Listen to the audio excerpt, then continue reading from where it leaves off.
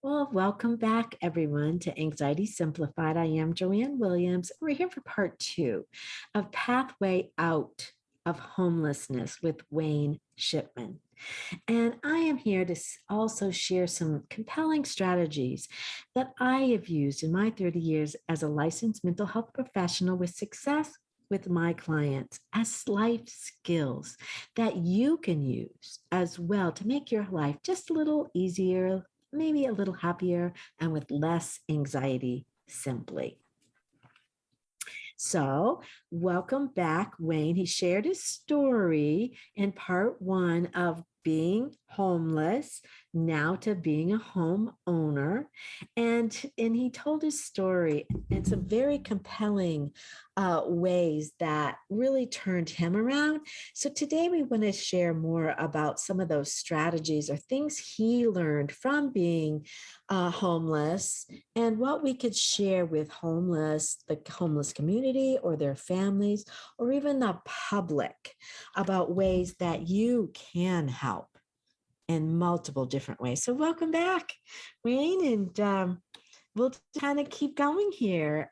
Any thoughts from what we've done or where you want to go from here with our story? Through the years, I've always been kind of engaged with the homeless. I never did get away from it. I see them out there, and there for a while right now I live in Versailles, Indiana, which is very close to Cincinnati. And, I've hung out with them. I've gone down there with a couple of buddies just to hand out some lunch sacks or some backpacks or whatever. And I've been out with the church groups and I've served the food and I've done all kinds of stuff for them. And what I've realized is I can't just do it all. And I see what we're doing today, as a much broader way of reaching the community. And, most homeless people aren't sitting around watching your podcast, Joanne. So That's right. I think, we're actually trying to reach the love. Yes, they will be. They will be. Yes. But, pretty much the audience I think we're trying to reach right now is the loved ones of the homeless. And, the people that actually want to be out there ministering to them and helping them, but we can't because of COVID. COVID's a big deal. It's changed the game. And I agree. But another thing I'm going to just say, as just a participant of the public, when I see a homeless person, I feel a bit helpless.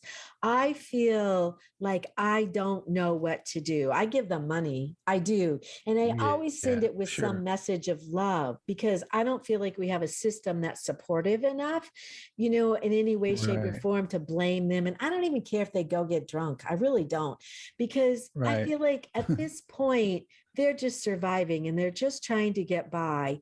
And I want to give them something from my heart.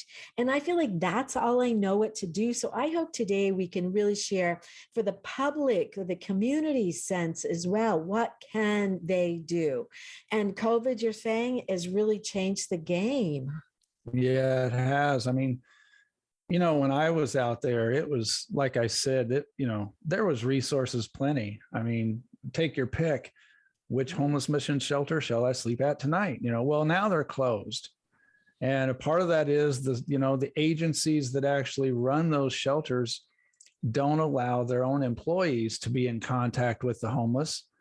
And the volunteers that used to come out we're either told to stay at our homes or we're afraid to come out. So the homeless people are really isolated. But let me start with this. One thing I found the most helpful for the average person out there, everybody's a part of Facebook and Twitter and Instagram. There's groups on those platforms right now. Like I think on Facebook, I've got like 6 or 7 just homeless groups that deal with issues of homelessness. And, I've just submitted a request to just be a member.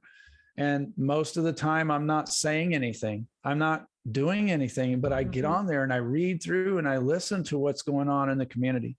So I have a sense of awareness about the reality, because a lot of times if you're just sitting at home watching TV and you're watching the news on TV, you're watching very dramatized situations, which are isolated. Mhm. But the community at large, the homeless community at large, I've been trying to get people to understand, no matter what neighborhood they're in, no matter what city you're talking about, if just for instance, we're in America, so anyone that's an American citizen is one of us. They're a part of our community. We're all one human family. And so it doesn't really matter what city or town they're in.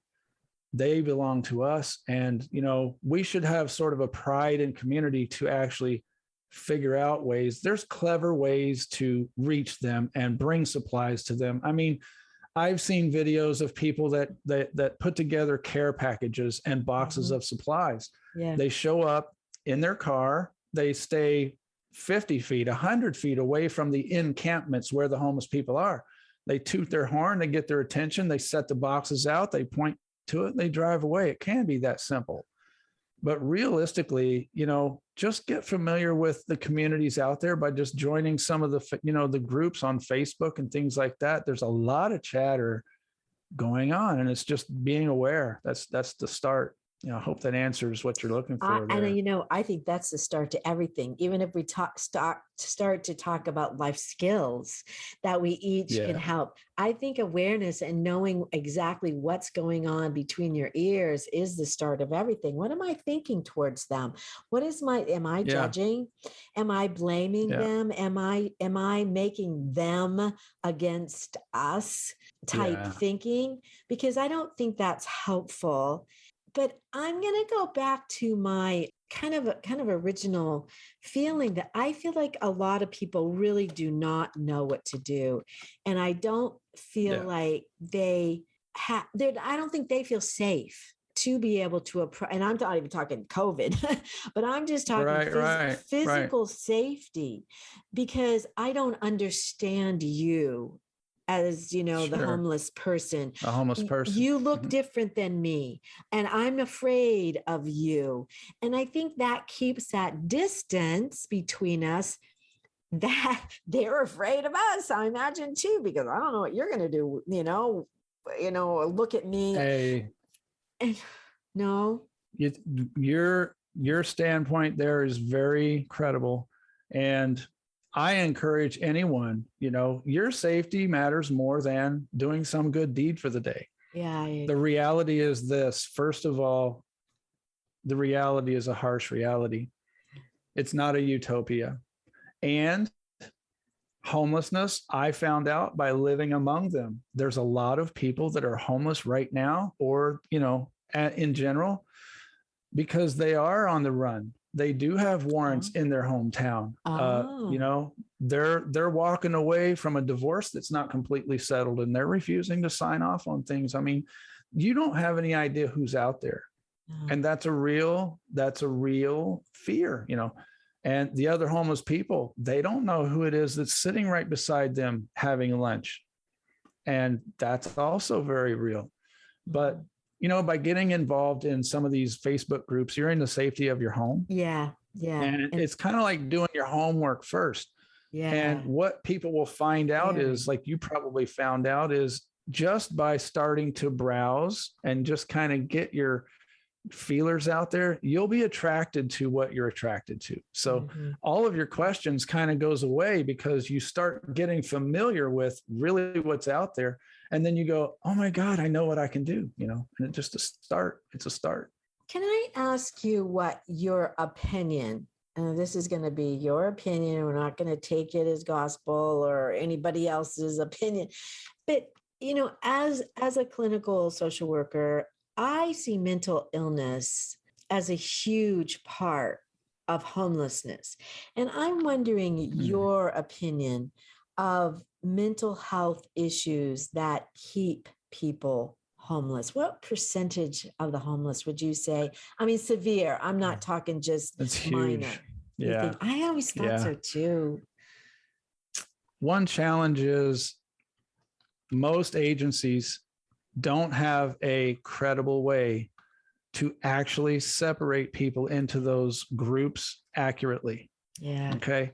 Because what you might call severe depression somebody else would call something else. My depression was related to different things, but I had real clinical diagnostics of mental disorders. Mhm. There's people out there that are just frustrated and angry and confused and mad, but once you offer them a solution, it's almost like they instantly get over their mental problems with it and they're able to move on. But realistically, I've heard, now this is prior to COVID, prior to COVID, I would say 70% chronic homelessness is the category that you and I would be talking about. Chronic homelessness means nothing more than multiple episodes of homelessness lasting in longer periods of duration. That's what chronic homelessness is. So when you say homeless or the homeless, you're talking about, a quarter of, 250,000 people in the United States. But when you say chronic homelessness, that narrows it down to like, 30, 40,000. But when you're dealing with real mental issues, we're getting into kind of, those people are stuck in their homeless situation, number one, because they don't have resources to deal with their emotional and mental crises. It has very little to do with giving them clean clothes and showing them where to fill out job applications. It's helping them to recover themselves as they need to feel like a useful person. Yeah. And they need to feel wanted by us. Every time we walk by them and you just give them that little smear look, like, what are you doing in my neighborhood? Or don't look away, man. Just don't engage with them. It's so much better to walk by and say, you know what? You're a homeless person and you belong in our community, and we're going to find a way to help you. We're going to find a way. I can't help you right now. I don't have any money, sir. I don't know what to do for you. I want your audience to know it is completely socially acceptable to, when you walk near a homeless person, to say to them, I don't know how to help you. I don't know what to do for you. That they will tell you. I feel helpless. They'll be glad to tell you what you can do for them. And then you go from there, but COVID has changed everything. And I hope you and I are trying to be optimistic about this. And I pretty much want to hang with you a little more so your optimism can kind of rub on me, because it's tough for me. It's tough. Being a semi driver, I see them out there. And usually I can't just park my truck and leave it unattended and then go talk to some homeless guy just to cheer him up, But what I want people to know is, as a nation, as a country, and COVID has eliminated boundaries between us and other countries. We're in this together now, right? We're in this together. And it's a harsh reality, but we're going to get through it. We know that. So what we're going to do is we're going to start letting the homeless people know we're here. We're not ignoring you. We're waiting for the time that we're allowed to come out. And we're waiting for the time that, because we're not ever going to go back to normal. We're going to be in a new normal when this is over with.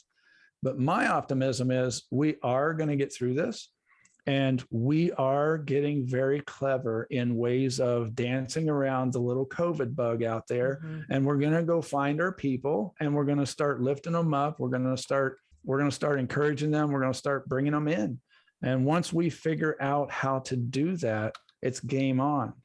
That's, we need the homeless people to know, we need the relatives and the loved ones to know there's millions of people right now looking out the windows, and we're anxious. We're bouncing our legs, we're bouncing our feet, we're dancing around in the living room, so anxious to get back out there. We just need to do it smart, and we need to be safe about it. But, we're not just sitting here ignoring them. We're coming. It's just going to take a while. Well, when we talked previously, you talked a lot about how we could also give a shout out to police or security guards to ask them to kind of call off this harassment. Can you tell us more about what you mean by that? I drop my head sometimes because this is such a difficult. I'll start with this. Part of what they're doing by policing the community is absolutely necessary. I'll give the police officers, they're doing things that most of us aren't brave enough to do, at least during COVID. They're out there doing what they have to do. But to a certain extent, they're going way overboard on this. And the city mayors and the police agencies, they're clinging to the old world ideas of this is a beautiful city and we want people to come to our city and see a beautiful city. So we want the homeless to go away. They need to go away. That ain't possible. And, you know, if you shoo them out of Cincinnati, they go to Kentucky. If you shoo them out of somewhere in Kentucky, they have to go somewhere. We run out of places for them to migrate back and forth. Stability happens when they're able to communicate. When they come together as a community, they are policing themselves. Social correction takes over. You know what I'm talking about. Mm-hmm. People aren't going to let the wild drunkards get out there and be wild drunk because they get everybody else in trouble. So really the police need to. So I and every advocate that I know of on the face of the planet, we're trying to humble ourselves. We're holding our hat in our hands and we're just saying, please back off a little bit. You know, some of that harassment that they're doing is so overkill. It's just, they're sweeping through entire encampments, and people that aren't there presently when they show up, their stuff is confiscated. You've probably seen it. You know, they come along with a city trash truck, the big compactor trash truck. And there's a crew of like 20 people in full gear with the mask, the suits, as if they're walking into a contaminated area. And everything in the area is thrown into the compactor and destroyed. So here you have these homeless people, and literally the only thing they have is a shanty tent that they made out of some, you know, tarps they found somewhere. And they're off trying to get food. They're off trying to get a pair of shoes. They're trying to do whatever. They come back. Not only is their tent gone, but the whole dang community has been like moved and eradicated. And so what we're saying as advocates is anyone that notices, it's just like any other criminal activity, see something, say something. It's very easy to just stand nearby and let the police officer know you're witnessing what's happening here. You don't have to get involved. Just stand nearby and have a very watchful eye. And there's absolutely nothing wrong with bringing up your cell phone, start recording. And these police officers will maintain their professionalism instead of like out of the ordinary harassment. But if they're unchecked, you know, a lot of them go unchecked, and especially in the middle of the night. And they're out there doing whatever they want. But, you know, in Portland, Oregon, I don't want to kill this subject, but in Portland, Oregon, when I was homeless, they came out with a law called the sit-lie ordinance. Mm-hmm. They were calling it criminal trespassing with a $1,000 fine. If a homeless person was in a campus of a hospital, a public library, a public agency, or a university campus, it was a $1,000 fine and criminal trespassing just for being there. If the homeless person showed up to court, they would reduce it to minor trespassing. But what that meant was later on, if I would have got one of those charges on me later on, I probably wouldn't have got a maintenance technician job, which ended up getting me my first apartment.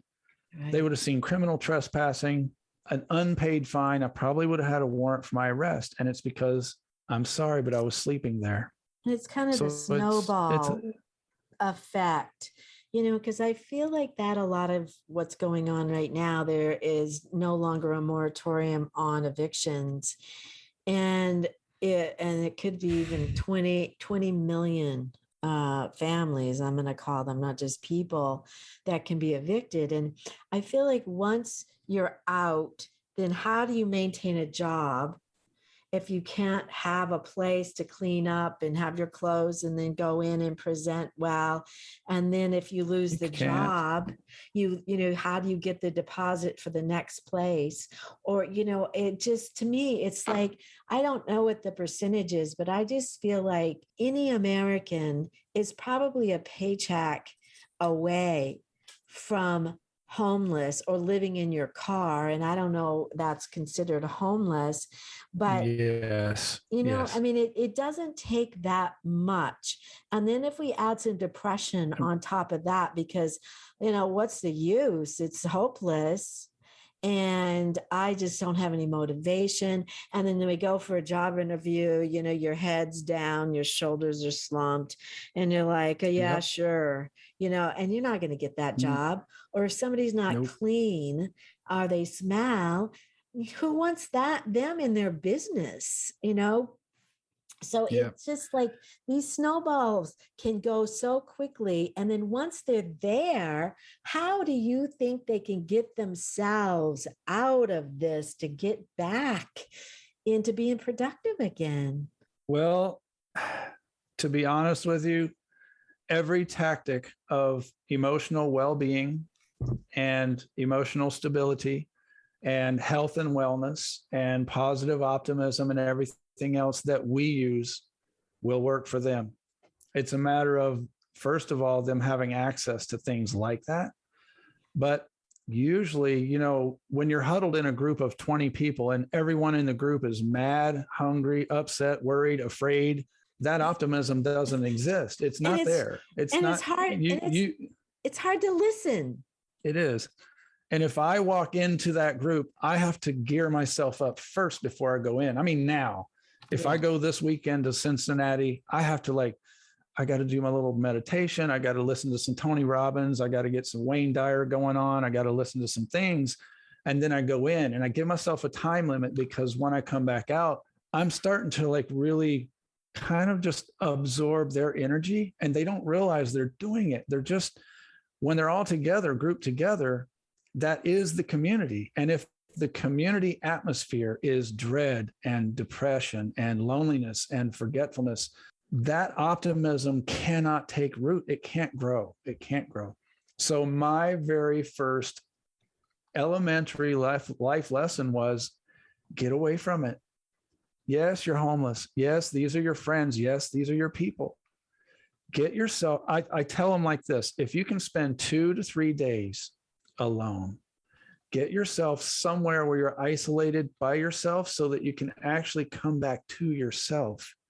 You're not in that pack mentality. You're not one of them, because everybody out there is an individual until they're in a big group. Then they're us, they're us. They're taking advantage of us.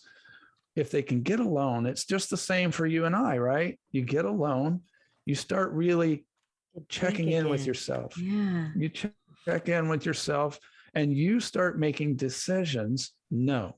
Number one, set your boundaries for what you say no to. And when Yeah, that's a anybody in good your one. circle imposes on you, you say no. And if they insist, you leave, you walk away. I mean, it has to be like that.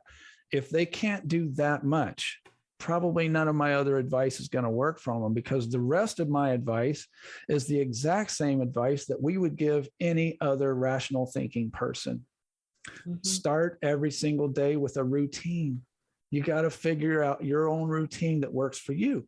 And it might start with having your coffee in the morning and not looking at your phone and emails for 30 minutes. That's what I have to do. Because as soon as I see an email from somebody that's, I start getting reacting like, I got to fix this now. I haven't even checked in with myself yet. And, a lot of our present day motivational coaches, they say, if you can get control of your morning and you can keep control of your evening before you go to sleep, you have some measure of control during the day. But when you wake up, you're out of control. You're just anxious. You wake up late for work. You ain't got time to do your little thing in the morning. You just run. That becomes your day.